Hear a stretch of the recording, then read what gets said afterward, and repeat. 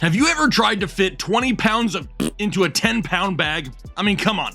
We all have. It's that time when the kitchen garbage is just so full and you have to Hulk smash that biznatch just to fit in what you want to throw away. What about for those of you out there that bag your grass clippings? It's the last bag of the day. The bag is full and you're so hot and tired you don't want to walk all the way to the garage, so you make it work. Well, that, my friends, is exactly how I feel trying to make wide receiver rankings in 2023. I can sit here and make a case for almost 50 wide receivers to be inside the top 30 rankings. This is going to be a tough one.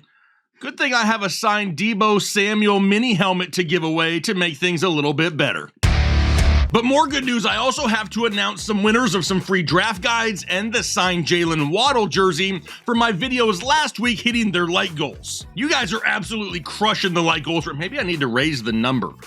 I don't know, maybe we'll find out. So if you see your name on the screen right now, congratulations. You have won yourself a free 2023 fantasy football draft guide. It's Smith Darren, Jose Flores, and Josh H.C., I think is how you say his last name. Congratulations. And then the winner of the signed Jalen Waddle jersey, Brock Fangler. Congratulations to everybody. Make sure you send me an email at info@thefantasyheadliners.com from this Google account right here so I can hook you up. But what about this signed Deebo Samuel mini helmet I have right there? You can see the signature. How do you go about winning this? It's super simple. Hit the like button on the video, leave a comment down below so I have a chance to select you randomly, and then make sure you have a free account signed up through Pristine Auction using the referral code Headliners. It costs you absolutely nothing, and we're gonna throw a coupon into your account in case you decide to make a future purchase. You'll get a few dollars off of it, so make sure you have that free account signed up if you want to win some of our giveaways here this year. Now, as for the like goal, like I said, maybe I should raise it a little bit because you guys are absolutely killing. You're beating like goals in like 24 hours.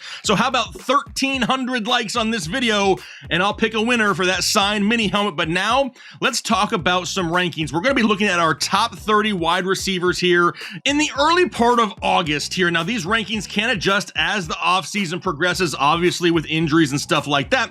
But just like with the running back rankings, I don't want to just sit here and read a list of names. That is boring. In that video, I talked about how risky each one of these players are with a nifty little meter. You better believe the meter is back for wide receivers. So let's dive into the number one guy because I'm pretty sure everybody already knows who that's going to be. And I say that because probably almost everyone and their mother, even the mothers who don't play fantasy football, know that Justin Jefferson should be the number one overall wide receiver. He's proven it, right? And he's been overly consistent for multiple years now, getting better and better each year, which is crazy because dude is already freaking great. Now we no longer have Adam Thielen. We have a rookie opposite of him, Jordan Addison, which I absolutely love because he's going to pull away some of that defensive attention. A lot more athletic, a lot more big play than Adam Thielen, and that's great. One thing where Adam Thielen really excelled was in the red zone. Do we see a few more red zone targets this year for JJ? I would absolutely love that. He's my number one overall wide receiver with very minimal risk. Number two, this is where I have Ja'Marr Chase. I had to bump him up one spot on the risk meter just due to the injury of Joe Burrow. Now, Chase came out the other day and says he doesn't want Burrow to play until week 5. Ja'Marr, that's not what we want. We know the world doesn't revolve around fantasy, but Ja'Marr, we need Joe Burr out there week 1. There is still a chance that he is out there week 1. Not overly concerned with him missing the preseason. It's something he's basically done here for multiple years. The chemistry between these guys is next level anyway. We need a healthy Joe Burr. Got Ja'Marr Chase at number 2. Number 3 is where I have Tyreek Hill. Now, we've heard a lot of talk about Tyreek Hill this offseason. He wants to go for 2,000 yards. He wants to retire soon. We have a new backup quarterback behind Tua in Mike White, who we've talked about numerous times here this offseason. Why are we talking about a backup quarterback so much? Well, if Tua were to suffer another concussion, there's a chance we don't see him rest of season, and Mike White would be the next man up. We've seen Mike White ball out down the field before in New York. He could do it again in Miami. That's why I love Tyreek Hill, and that's why I have him so high at number 3. Number 4, Stephon Diggs, about as safe as it gets. You know he's going to be the number 1 guy in Buffalo. You know he's going to have the attention of Josh Allen each and every week, and even though he may have a few down weeks here or there, he is overly consistent with a crazy high ceiling, so I got him at number 4. Number 5, this is where I have CeeDee Lamb, and he's going to eat in the slot this year, which I absolutely love, and I say that because they brought in Brandon Cooks, and he's going to take one of those outside receiver roles along with Michael Gallup, who could be the healthiest he's been in multiple years. That's going to leave CeeDee Lamb with nothing but mismatches in the slot, which he has proven year after year after year to absolutely dominate. That's why I have CeeDee Lamb at number 5, which will take us to number 6. And this is where I have A.J. Brown, another guy who I believe is super safe this year. This offense really didn't change that much, especially on the passing side, right? We have a new backfield, of course, with Rashad Penny and DeAndre Swift, but A.J. Brown, Devontae Smith, Dallas Goedert, because right now I'm feeling so freaking fancy. It's pretty much the same passing offense overall, and we saw A.J. Brown go to work last year. Why are we not going to think he doesn't do the same thing? I got him at number 6. Number 7, this is where I have Doomtar. Hashtag Doomtar for everybody who remembers Amon-Ra St. Brown of the Detroit Lions. Now, we know we're not going to have Jameson Williams the first few weeks of the season. What does that mean? Amon-Ra has the opportunity to start your fantasy season on fire, and that's exactly what you would like, right? Get yourself an early lead so you're not trying to play catch up to get into the playoffs. We've seen Amon-Ra, another guy, get better and better each year. He's going to be peppered with targets. He has big playability. They'll look for him inside the red zone. Amon-Ra is definitely somebody I'm looking forward to here this year, and I got him at number 7. But number 8 may be the wide receiver with the most hype this offseason. It's Garrett Wilson. We've heard Aaron Rodgers come out and really praise Garrett Wilson, giving him a lot of similarities to another number 17 he played with in Davante Adams. Now, obviously, he's not Davante Adams just yet, but this is going to be his best opportunity to go out there and put up some big numbers. Why do I have him? It's just a slight risk. I don't want to go into this season and expecting Garrett Wilson to eat up every target. There are other options in this offense. Are they elite options?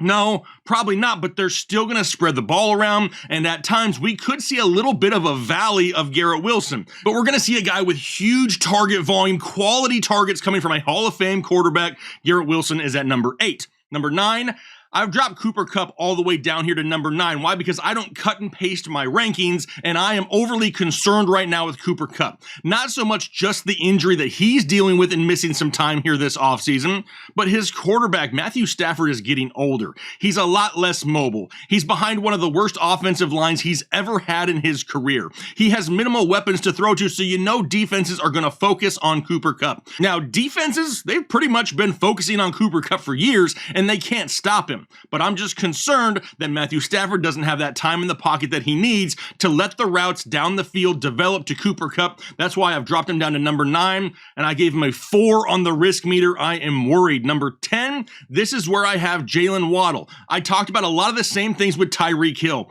I love the backup quarterback situation. It's like having an insurance policy in fantasy football, and that doesn't happen very often. Jalen Waddle doesn't need 150 targets. The guy has next level speed similar to Tyreek Hill, and this offense is going to throw the ball a lot. I love Jalen Waddle. I got him at number 10. Number 11, got Davante Adams, probably a lot lower than a lot of people, but that's okay because I'm worried about the risk here. Not so much with Davante Adams, though. It's the quarterback play. A lot of people want to look at Derek Carr and Jimmy G and be like, they're the same tier of quarterback. You're looking at it from a fantasy perspective. Take away the fantasy perspective and look at tape. Watch the game. Jimmy G does not throw the ball deep down the field. Not like Derek Carr anyway, and if he does, it's not overly accurate, and that is where Davante Adams absolutely feasted last year. There is a huge breakdown in the draft guide about Davante Adams, and it has me terrified. That's why he is a 4 on the risk meter and my wide receiver 11. But then we go down to number 12, and this is where we have T. Higgins, the second Bengals wide receiver here. And there's a little bit of risk similar to Jamar Chase, right? It's all about the health of Joe Burrow. Even though we expect him to be 100% good to go, there's still some question marks there. The biggest concern with T. Higgins is really the wide receiver room in general, right? We got Jamar Chase, we got T. Higgins, we got Tyler Boyd, we have Irv Smith Jr. now at the tight end position, Joe Mixon in the backfield. A ton of options on this overall offense. It's not always going to T. Higgins every single week. That's why he's my wide receiver 12. He's a 2 on the risk scale, but overall, dude is crazy talented and would be most teams' wide receiver 1 if he was somewhere else other than Cincinnati. Number 13, this is where I have Chris Olave, one of my favorite wide receivers in 2023. I mentioned the deep ball of Derek Carr. They're going to be going a lot to Chris Olave down the field. Some of those big plays that we saw between Carr and Adams, Expect those from Carr and Olave in 2023. That's why I got him at number 13. Number 14 is going to be Devontae Smith, kind of somebody who came on strong end of season last year, but why can that not continue? Him and A.J. Brown can coexist. It is another offense that's going to run the ball a lot and probably run pretty successfully, which means we can't really expect huge passing volume, but when they do throw the ball, they're overly efficient, and Devontae Smith has already proven to be a big play type of guy. Not overly risky, just has to split targets with a lot of other receivers. What about 15? One of my favorite wide receivers also in Calvin Ridley. So many people have written off Calvin Ridley because of the last 2 years. I've seen comments along the lines of, I'm avoiding him because he's a head case. Dude bet on football. There's a lot worse people in the world right now, and I'm sure a lot of us watching this video have done worse things than bet on football, right? Now, I'm not saying that he is not going to have a little bit of rust. Of course he could. He really probably hasn't played much football now in 2 years, but this guy is top 5 talent at the position. Yes, I said top 5 talent at the position in an offense that loves to throw the ball with a young quarterback that likes to sling it down the field. Calvin Ridley is known for having a huge yard per reception number, right around 15 or so for his career. That number could definitely be there once again with him and Trevor Lawrence. That's why I got him at number 15. 16 then is going to be DJ Moore of the Chicago Bears. Not a whole lot of risk here either, especially not at this number in the position. Number 16, DJ Moore, probably going to have the best quarterback play he's had in quite some time. I know there's a lot of Justin Fields haters out there, but that's okay. He'll prove you wrong in just a few months. DJ Moore will be the unquestioned number 1 wide receiver in an offense that has multiple weapons on the outside to take away defensive attention. Darnell Mooney, being on the opposite side of him, is going to be absolutely great, along with Chase Claypool as well. They've already paid Cole Kmet a fat bag of cash. DJ Moore is going to see so many targets from his new quarterback with the playmaking ability of DJ Moore. This is a guy that so many people just hate to own, but he's like a reliable 1,000-yard receiver almost every single year with big play upside, great in the red zone. DJ Moore is at 16. 17, I have Keenan Allen. Just a little bit of risk for Keenan Allen, but that's only because of the addition of Quentin Johnston. So now we have Quentin Johnston, Mike Williams, Keenan Allen, Austin Eckler. Don't forget about Josh Palmer. A new offense with Kellen Moore over from Dallas. How does that really affect Keenan Allen? I think it may limit his ceiling, but it makes him pretty safe once again. A lot of people want to call him injury prone just because of last year. You have to look back more than just last year. The guy's been fairly healthy for a few years. Not going to hold last year against him. He's not too old. He is a route running genius. Keenan Allen at number 17. 18, Amari Cooper. And I honestly would love to have Amari Cooper a little bit higher, but I believe in the likes of Cedric Tillman and Elijah Moore and Donovan Peoples-Jones. I really do. And we've seen Deshaun Watson in the past in Houston really like that deep ball. Remember with Will Fuller? We could be seeing that a little bit with some of these other guys this year. Plus, I love how Elijah Moore can soak up some of the targets underneath. Now, Amari Cooper was a great performer last year, fairly safe and consistent, even with Jacoby Brissett under center, but he was really the only show in town at the wide receiver position last year for the most part, and that's not going to be the case this year. That's why he's at number 18. Number 19 is our signed helmet giveaway guy. It's Deebo Samuel, and Deebo's really confusing, right? And he's overly risky because when we look at Deebo Samuel, we see that one big, huge season, and a lot of people will pay because of one season. But when you look at the other seasons in his career, they're all pretty similar, and that big season kind of looks like a little bit of an outlier. Now, things are looking like it's going to be Brock Purdy to start the season. If that's the case,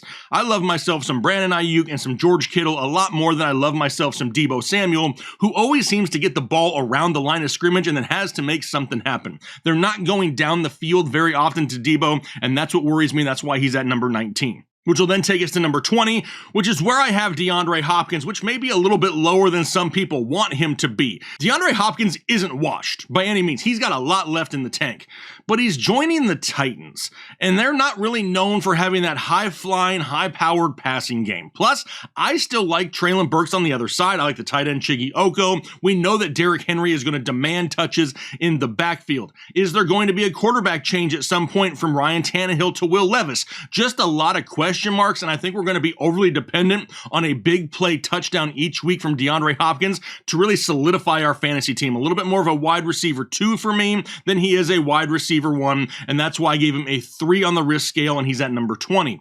21, another guy who I think has some risk this year, it's DK Metcalf in Seattle. Not a DK issue at all, but they drafted Jackson Smith-Njigba, who's going to dominate some slot touches, where we've seen Tyler Lockett really excel. So now Tyler Lockett will spend more time on the outside. But what does Tyler Lockett do really well?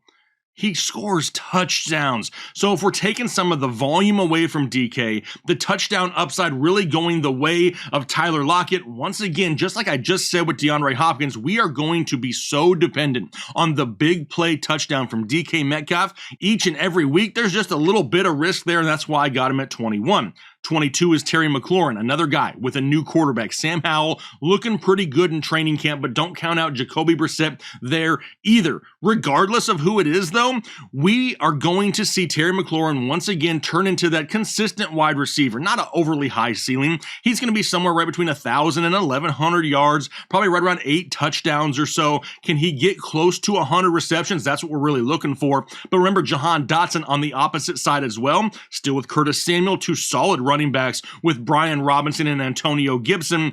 Terry McLaurin may be a little bit up and down, but fairly consistent week to week and giving you a solid fantasy performance. So that's why I got him at 22. 23 is Chris Godwin, who we know is going to have a lot of risk because of his quarterback play.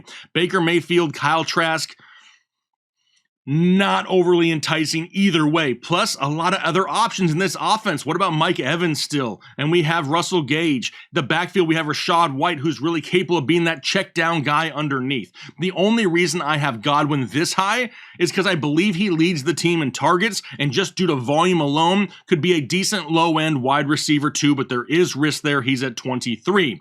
24, this is where I have Drake London, another guy who I believe has some risk, because when we saw Drake London really produce at the end of 2022, there was no Kyle Pitts. Heck, there was really nothing else in the passing game because Tyler Algier was dominating on the ground, and it was really just Drake London that was getting a lot of targets. That's not going to be the case this year, and now we not only have Tyler Algier, we got to worry about Bijan Robinson back there as well. Drake London at 24.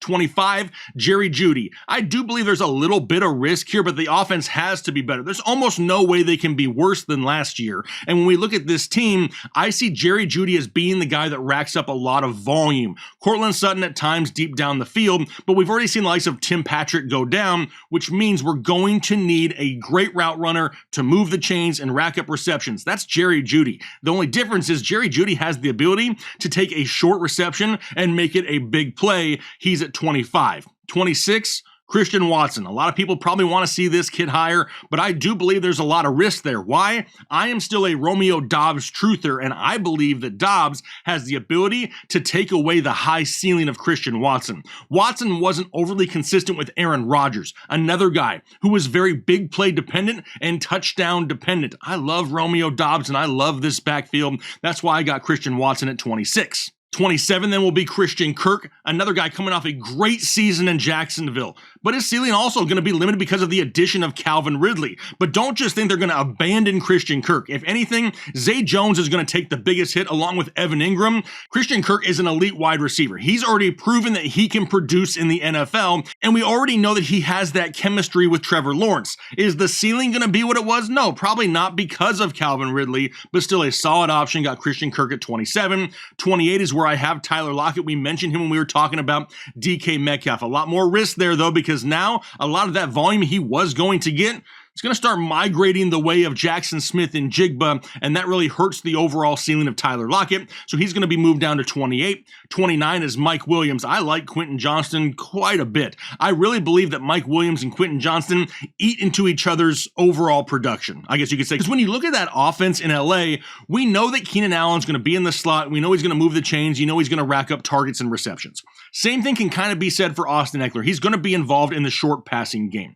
But when you're talking about those deep shots down the field, you've always thought about Mike Williams being the guy when he's healthy. But now all of a sudden we have a Mike Williams-esque clone on the opposite side in Quentin Johnston that can do all the things that Mike Williams does, maybe even slightly better if he can stay healthy and on the field. And I really believe they're going to eat into each other's big play potential. That's why I got Mike Williams at 29. And then 30, Michael Pittman Jr. The doc just touched on him in a video earlier in the week. I believe it was actually over the weekend. And Michael Pittman Jr. is a name that a lot of people are just kind of pushing to the wayside, right? They don't even want to think about it. Well, with the Jonathan Taylor drama that's going on in Indianapolis, a young rookie quarterback in Anthony Richardson's going to have to find himself a new binky. Why not Michael Pittman Jr.? He's already proven that he can be a number one wide receiver in this league. He's going to have the target share. He's going to have red zone looks. And we already know that Anthony Richardson likes to go deep down the field. Don't forget about Michael Pittman. There is some risk involved, but he's definitely a name I wanted to include in my top 30. But like usual, I'm a man of the people, so I'm going to give you my 5 guys who are just on the outside looking in. But remember at the start of this video, I said there was like 50 wide receivers that I could make a case for being in my top 30. I just can't figure out how to fit 50 into 30. Trust me, I tried. So I know there's going to be people in the comment section that say, hey, where's so-and-so at? Or, man, you're totally sleeping on this guy. No, I'm really not. Trust me, I looked at every wide receiver, and there's just so many wide receivers that are available this year in fantasy football. Maybe the deepest the position has ever been. So my first 5 out, Brandon Ayuk, number 1 here. I love Brandon Ayuk, especially in this offense if Brock Purdy is under center.